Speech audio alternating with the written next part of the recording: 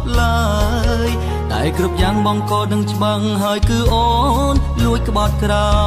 យអារម្មណ៍គេខ្លាំងអូនដែលគេធ្វើល្អខ្ញុំចេះតែតបទៅបីនៃសង្សារហើយខ្ញុំអូនសំឡេងពីបានតែគេវិញ្ញាចាខ្ញុំច្របល់អរអស់ហើយ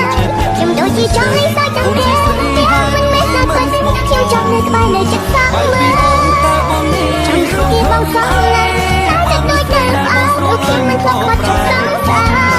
ខ្ញុំដូចជាចង់លេងសើចទាំងពេលចង់តែគេខ្លាំងណាស់ហើយទាំងពីរនាក់មិនប្រាប់អ្នកណា